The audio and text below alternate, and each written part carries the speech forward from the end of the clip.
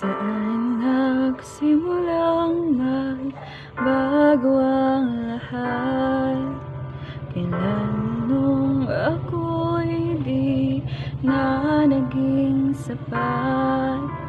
Ba't di mo sinabi nung una pa lang?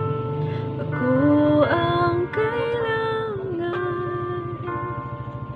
pero di ang mahal.